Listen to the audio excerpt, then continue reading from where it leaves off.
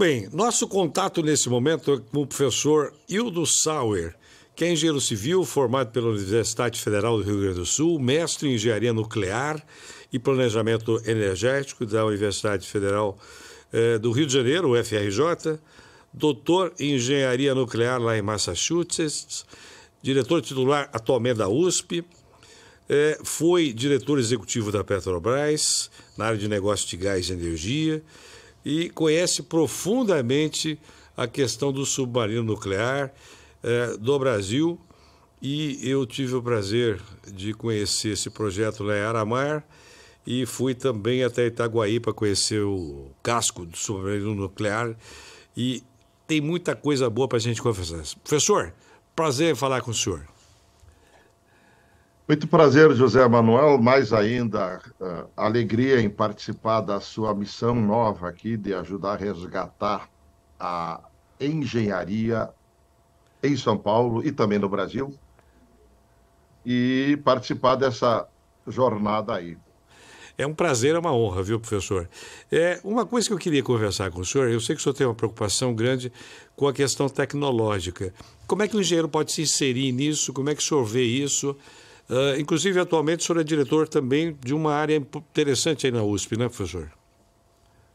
Eu fui diretor do Instituto de Energia e Ambiente, que é o centro tecnológico de interação com a indústria desde 1902, quando era um laboratório de escola politécnica. Em 1940, a pedido da indústria e das empresas em São Paulo, ele foi criado como Instituto de Eletrotécnica para dar apoio à industrialização. Atualmente, ele tem um nome de Instituto de Energia e Ambiente, porque ele foi se modernizando e adaptando às novas necessidades. Fui diretor desse instituto, liderei a sua transformação de 2011 a 2015 e atualmente voltei a ser novamente vice-diretor. E também, claro, sou professor titular aqui da área de energia e do programa de pós-graduação em energia. E vamos participando aí ao longo dessa trajetória da compreensão de que os maiores desafios passaram a ter conteúdo interdisciplinar. Isso tem a ver com a história da humanidade. O papel da tecnologia remonta ao tempo em que nós éramos caçadores e coletores, coisa que fomos durante 97% da história da humanidade. De lá para cá, o que permitiu a evolução humana por algumas transformações importantes. Primeiro, a capacidade de simbolizar, de criar uma imagem e compreender o que está no mundo exterior. A segunda é a comunicação, para criar um sistema social. Terceiro, aí começa aí, depois que nós passamos a compreender a natureza, as suas lógicas, a protociência, a intervenção sobre a natureza são os primórdios da engenharia.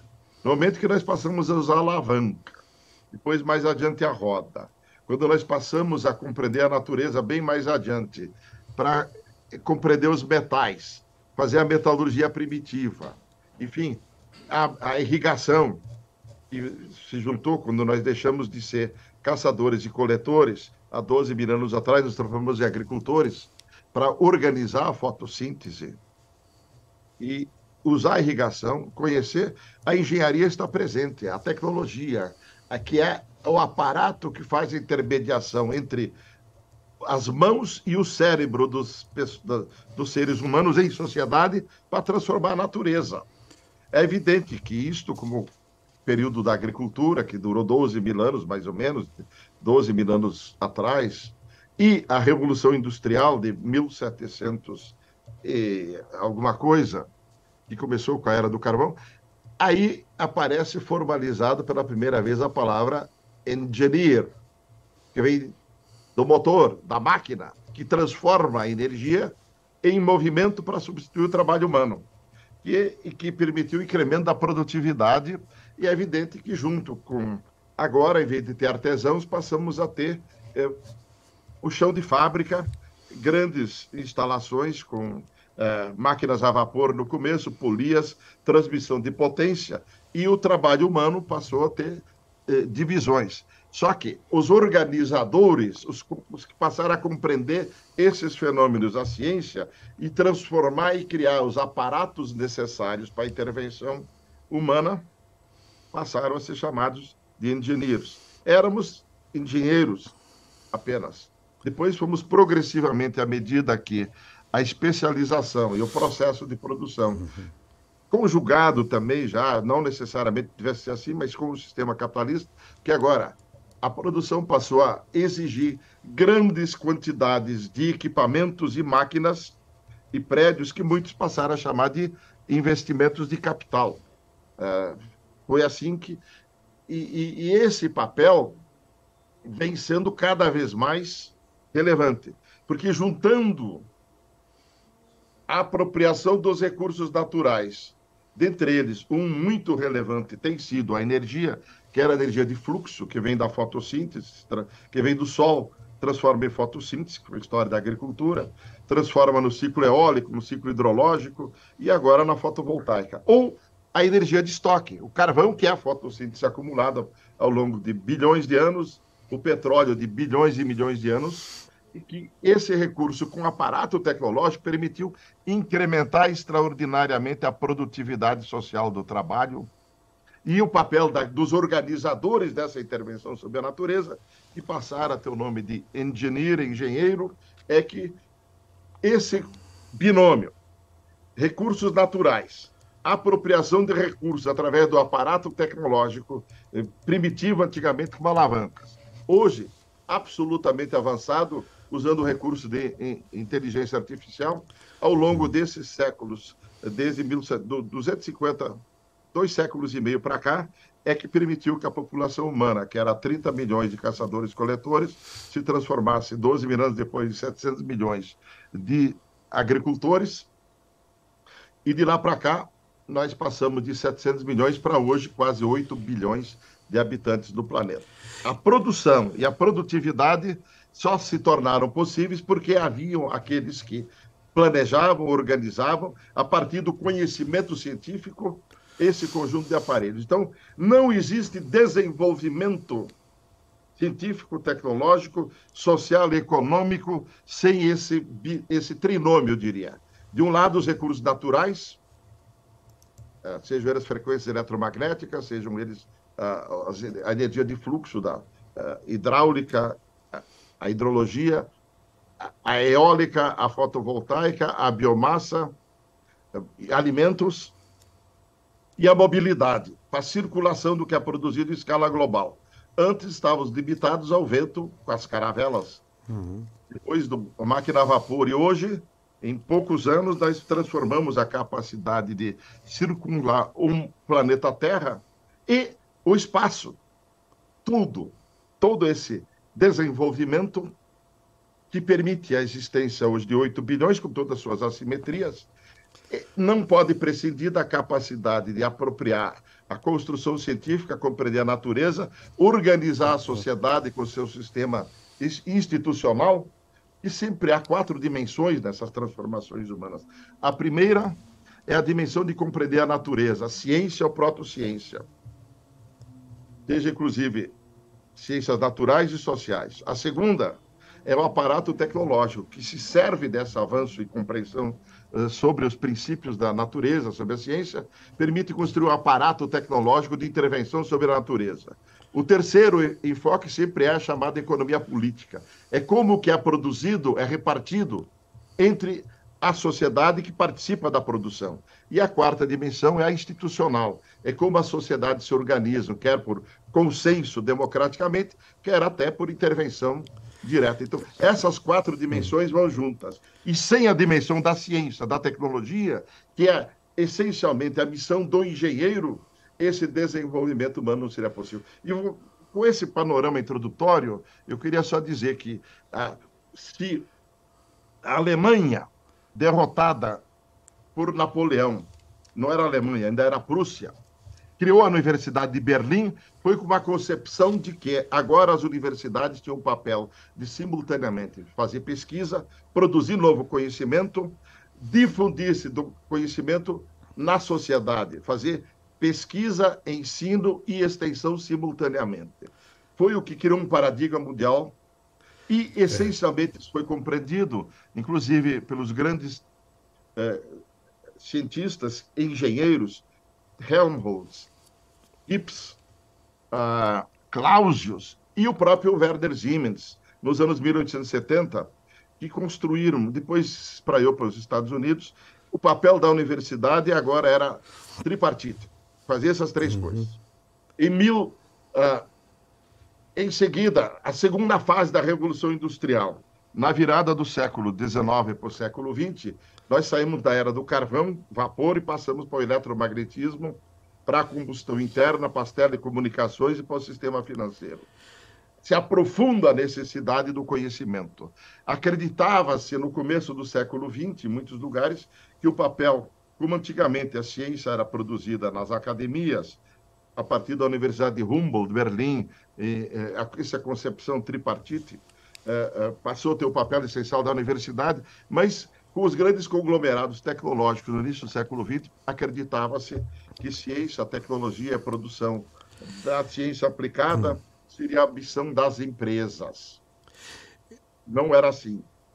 Tanto que o dilema que surgiu depois da depois da Segunda Guerra Mundial, com a construção dos artefatos nucleares, fez com que os Estados Unidos consolidassem um paradigma que fez com que a hegemonia norte-americana, que criou-se economicamente com esses novos conglomerados, superando a hegemonia inglesa, baseada no carvão, o petróleo, combustão interna, eletricidade, eletromagnetismo, telecomunicações e todos os institutos da área de saúde, que consolidaram a hegemonia americana, ao lado, evidentemente, da guerra da soviética, aqui nos Estados Unidos, criou-se a grande política norte-americana, que dizia: agora universidades, empresas e governo trabalham juntos para garantir ciência básica como a tecnologia do futuro e participar e criar a tecnologia. Então, esse paradigma é que manteve a essência da hegemonia norte-americana. Isso tem que ser compreendido aqui no Brasil e em todo o mundo. Então, o desafio que eu vejo hoje, com esta decisão sobre o que o Conselho Regional de Engenharia, Arquitetura, Engenharia e Agronomia, isso, mas aqui hoje em São Paulo e o CONFEA no Brasil, eu acho que parte dessa visão. Eu acho que temos que reativar a compreensão do papel que a ciência, a tecnologia, a aplicação e a formação de recursos humanos para garantir essa missão, a exemplo de dois breves exemplos que eu dei aqui do exterior, mas que estão aqui. Nós tivemos muitos... Agora, professor, quero aproveitar para perguntar sobre o que nós hoje chamamos de emergência climática. O mundo está sempre discutindo cada vez mais as emissões de gases de efeito estufa, o gatilho das alterações climáticas em escala planetária e a questão da energia nuclear. Sempre foi, por alguns setores, muito polêmico.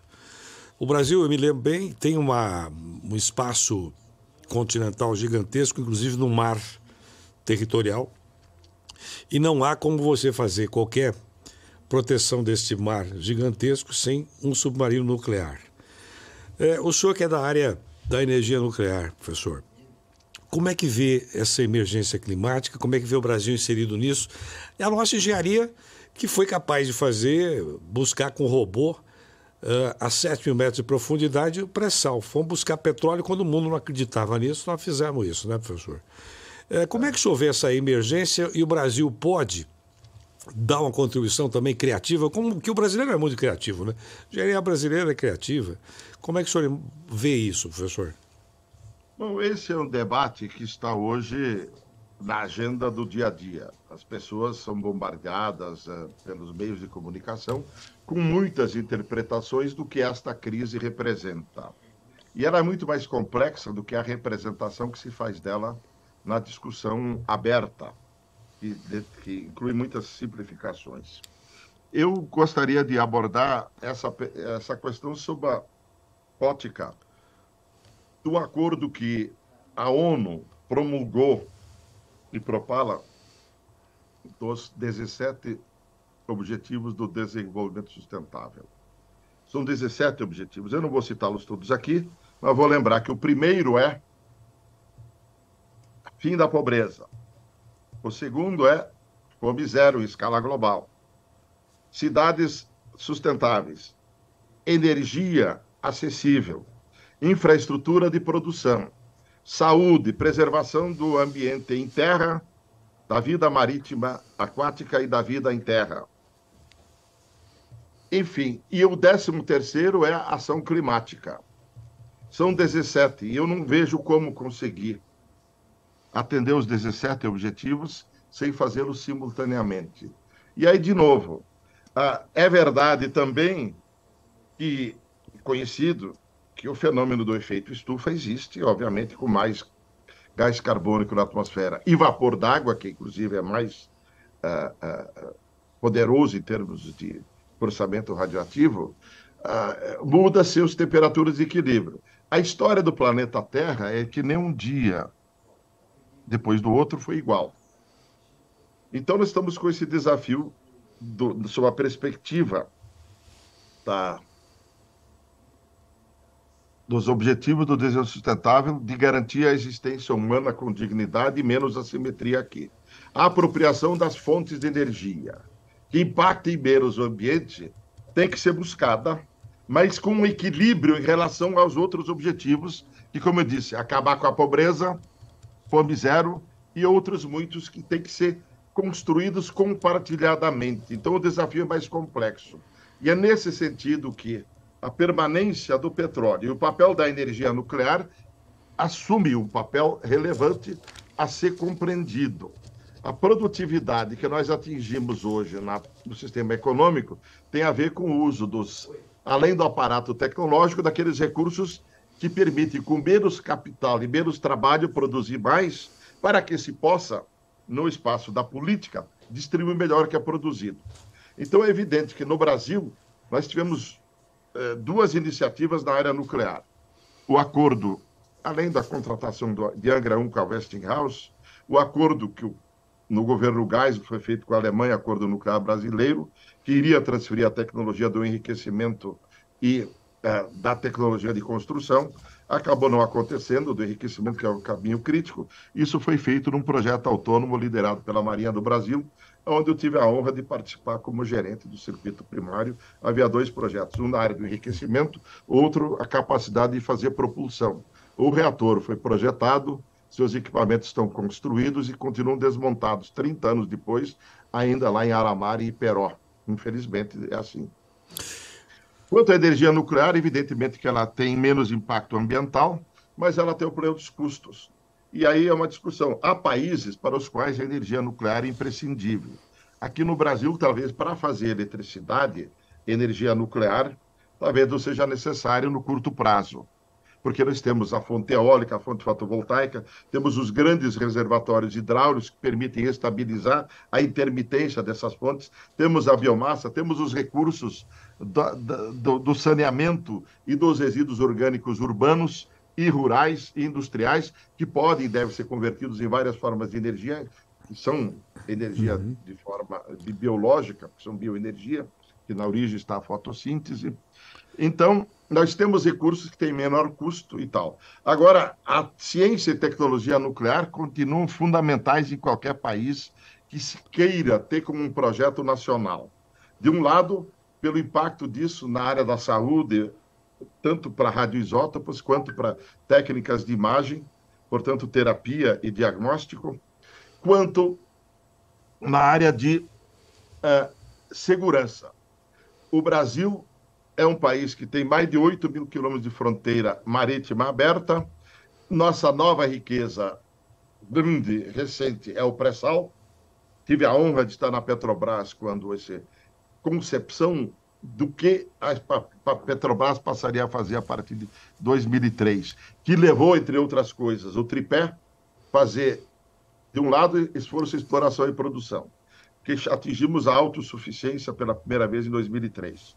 Em seguida, 2004, 2005, se consolidou a ideia do modelo que levou ao pré-sal, que só foi anunciado em 2007, mas já os seus desenvolvimentos aconteceu a partir de 2003, 2004, 2005, se consolidou em 2005 e 2006. Pré-sal está lá como um grande recurso. O segundo era intensificar as atividades do uso do gás natural, que é menos impactante em termos de emissões e permite uma cadeia produtiva altamente geradora de emprego e tecnologia. E a terceira foi em 2003, quando foi festejado o cinquentenário da Petrobras, que agora, anteontem, dia 3, chegou aos 70 anos, eu escrevi o artigo da área de gás e energia dizendo: Petrobras é possivelmente a maior realização do ponto de vista da capacidade humana de intervir sobre a natureza, portanto, incluindo não só todas as engenharias de geologia, geofísica, mas também as demais ciências de apoio, administração, direito. Então, a grande realização do povo brasileiro para construir sua autonomia e soberania, entendendo a soberania como a capacidade de uma sociedade de produzir suas necessidades de forma autônoma, sem dependência com os outros países, mas com cooperação e interdependência. E o petróleo e energia é o seu papel fundamental. Então, e a terceira etapa era, talvez no centenário da Petrobras, em 53, dizia eu, então, talvez o petróleo já não tenha esse papel. Muito bem, é isso mesmo, né, professor Hildo? É isso, o senhor deu uma aula aqui pra gente, falou de vários aspectos importantes sobre a questão nuclear, questão energética e a questão também da própria sobrevivência humana no nosso planeta. Foi muito importante essa conversa, ele estará conosco e vai ser uma honra, viu, professor, recebê-lo lá no auditório do Sindicato de Engenheiros, no próximo dia 9 de outubro, a partir das 6 da tarde, num debate em que nós vamos estar discutindo a engenharia e o que nós podemos fazer em todas as áreas da engenharia, agronomia, os recursos naturais. Vamos estar com meteorologistas, vamos estar com toda a gama de profissionais, inclusive com tecnólogos. Aí nós vamos discutir muito esse assunto e ajudar a colocar a engenharia, tanto em São Paulo como no Brasil, que nós vamos estar com a Amaury Monteiro, que é o nosso candidato, nosso querido amigo candidato à presidência do Conselho Federal, e nós nessa luta pelo Conselho Regional do país, aqui, o Conselho Regional de Engenharia de São Paulo, que é o mais forte, mas eu não digo mais importante, porque todos são importantes, mas economicamente é o mais forte, politicamente tem uma responsabilidade gigantesca de estar em ordem. Nós estamos colocando nos rumos do desenvolvimento, do progresso, esta que é uma autarquia federal, assim, eu vou dizer, para encerrar, importantíssima no cenário, não só deste momento do país, mas do futuro da engenharia e do desenvolvimento nacional. Um forte abraço a todos. Muito obrigado.